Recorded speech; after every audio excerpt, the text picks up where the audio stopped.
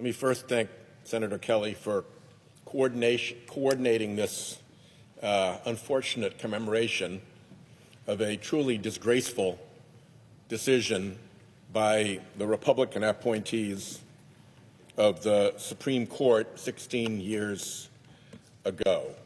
This decision opened the floodgates of our politics to billions and billions of dollars in dark money. And those billions and billions in dark money have distorted our political process in ways that are obvious and evident to everybody who works in this building. Some are winners from that dark money spending, some are losers from that dark money spending, but everybody sees it.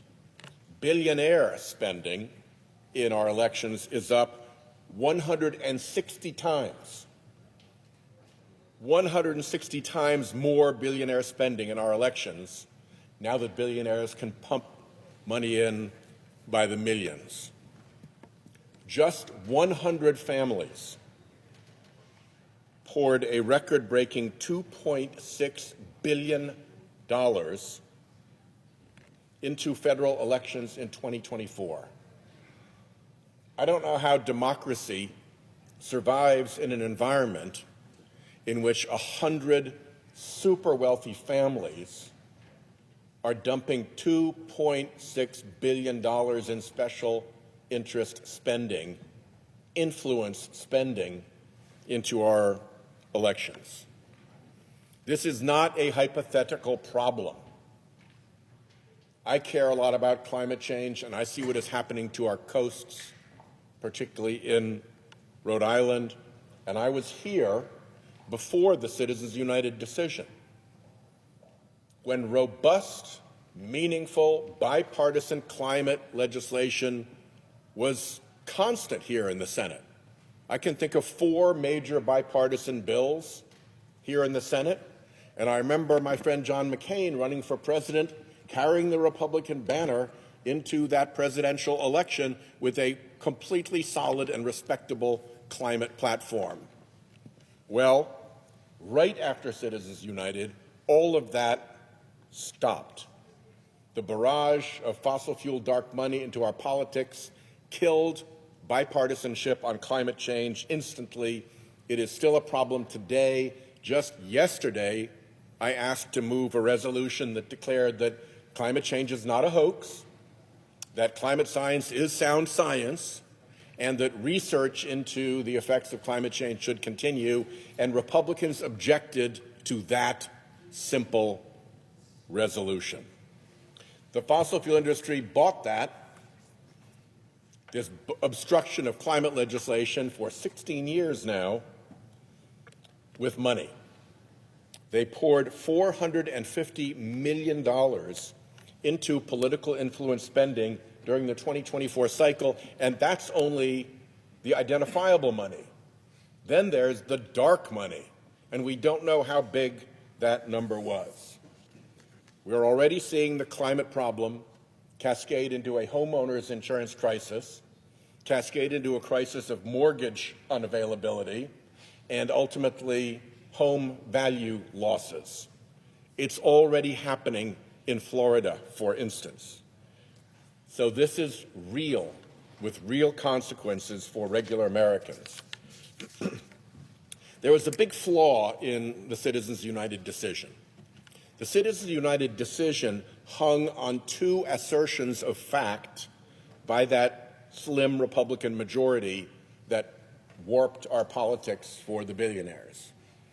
Those 2 false facts were that all of this new spending was going to be independent of political campaigns.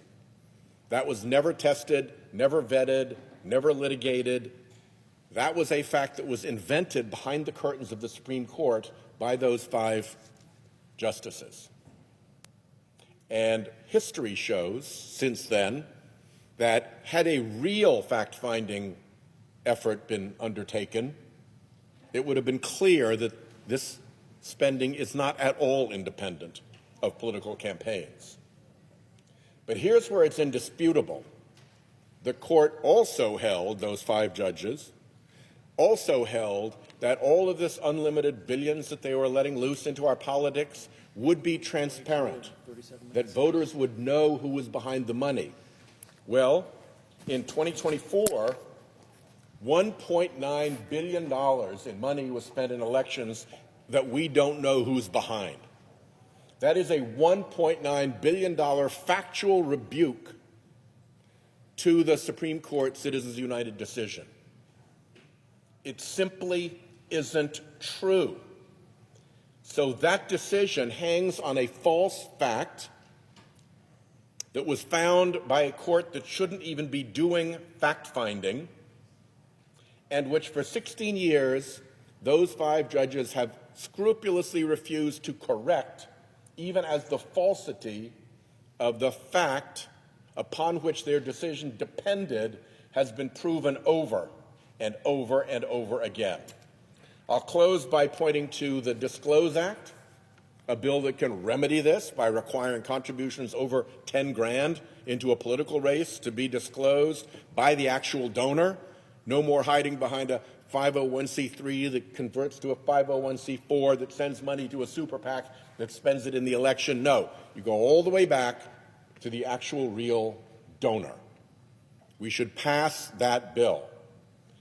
Every time we've brought it up, every Republican has voted to defend dark money, and every Democrat has voted to rid our politics of this corrupting scourge. Every time, every Republican, every Democrat. It is a clear divide, a clear difference between us, and the public is with us.